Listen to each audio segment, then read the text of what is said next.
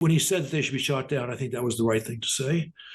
People forget that 10 years ago, 4 times Russian jets went briefly into Turkish airspace, and Turks protested the first 3 times. The fourth time they shot it down, and Moscow stopped sending their military jets into Turkish airspace. NATO should warn Russia next time it happens, it'll be shot down. That would be the right thing to do to maintain NATO's deterrence against Russian aggression. President Trump said during his speech, he said that the war in Ukraine should have been over in a matter of days. Everyone thought Russia would win this war in 3 days, but it didn't work out that way. It was supposed to be just a quick little skirmish. It's not making Russia look good. It's making them look bad. No matter what happens from here on out, this was something that should have taken a matter of days, certainly less than a week, and they've been fighting for 3.5 years. Well, after his speech, the president took to Truth Social to say he now believes Ukraine could get back all of the territory that is currently occupied by Russia. And that appears to be a shift of view. He was speaking to the French President Emmanuel Macron, and President Trump said he thinks Russia's achieved nothing. It could be that Russia's a paper tiger. I don't know what they are, but 3.5 years of fighting and killing everybody, of killing 7,000 people a week. For nothing. So it's a very sad situation, but most of you have seen the recent statement I put out a little while ago, and I'm glad you got it. But I feel that way. I really do feel that way. Let them get their land back. Well, John Herbst is a former US ambassador to Ukraine. Good evening to you, John. Good evening with you. Good to have you with us. President Zelensky described President Trump as a game changer. He thinks there's been a shift in his approach to the war in Ukraine. Do you think he's right? I certainly hope he's right. And I felt for some time that despite Trump's reluctance to actually bring a hammer down on Putin for obstructing peace, he would eventually do so. I'm just not certain that this is the time we'll actually see it.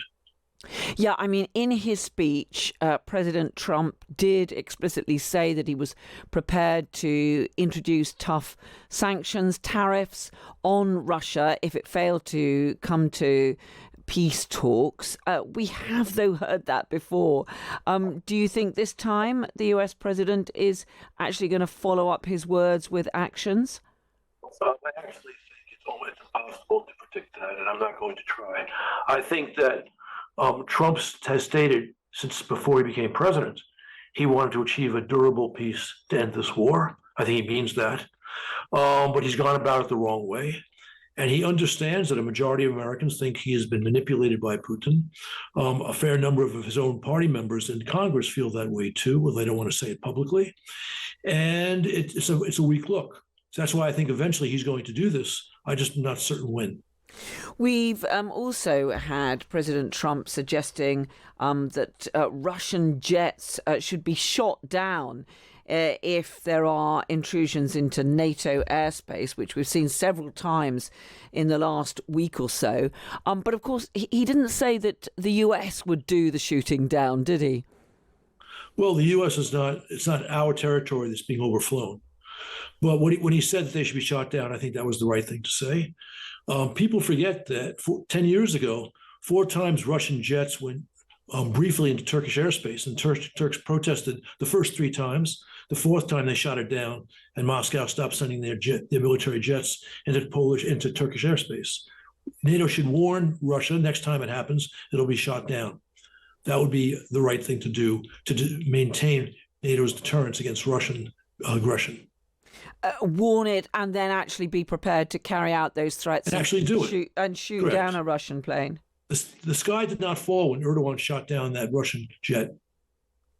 And we've also, I mean, this comes just after Denmark is the latest to say that it believes that it was a Russian drone that was in action over one of its airports.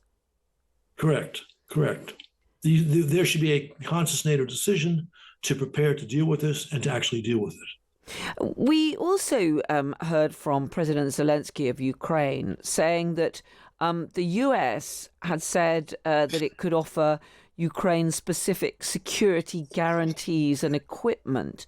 I mean, have we got any more detail on that? Do we think that the US is actually prepared to offer the sort of security guarantees that both Ukraine and many of its allies have been asking for?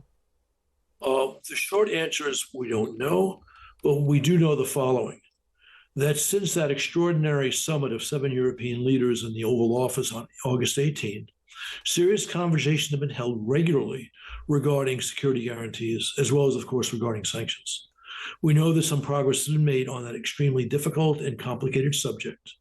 We know, too, that Trump has already said that regarding the possible deployment of European troops to Ukraine, something that the Trump team has spoken about for many, many months, the U.S. would be happy to help in the way in form of logistical support, military intelligence, and also, and this is the kicker, backing up those troops if things get tough. But it's not clear precisely what the administration is prepared to do on that. I mean, it's an interesting one, this, isn't it? Because many Republicans are actually quite staunch supporters of Ukraine and do think that the US should continue to provide, I mean, certainly the huge sums of money and the military equipment that they've been providing. But there are others across the MAGA movement that are just very worried about any US involvement in this war. Look, that same slice of MAGA world, which may represent anywhere from, say, 10 to 20%, maybe a bit more, but not more than that, were deeply unhappy when Trump used the U.S. Air Force to take out Ukrainian nuclear facilities. And Tucker Carlson said, you're violating MAGA foreign policy. Trump said, I determine MAGA foreign policy. And by and large, almost all of his supporters were in with him on that. I think the same is true with Ukraine. If Trump made the smart decision for American national interest to restore American aid to Ukraine, something that 69% of Americans believe he should do, there's no question, with a small exception, a small group of far rightists, he would have the support of his base, President Trump. And we did also hear from President Trump some far more positive signals about his support for NATO, didn't we? He did seem to say that despite his huge criticism of many European nations, when it comes to NATO, he did insist that the United States is still backing NATO, is still prepared to provide the significant input that it does. That's absolutely right. It is true that Trump is an instinctual politician, and he'll say things that he feels at the spur of the moment, then he'll change his mind.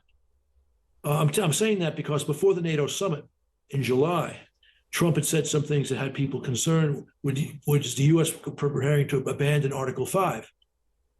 And then the NATO summit turned out to be an absolutely outstanding event. Russia was recognized as a threat. Increased NATO defense preparations were specifically tied to the Russian threat. Article 5 was reaffirmed. So Trump has, by and large, at every NATO summit while he was president, this term now and the first term, the results have been consistent with American policy over the decades. John Herbst, former US ambassador to Ukraine. It's been great to speak to you tonight. Thank you so much for joining us. My pleasure. Thank you.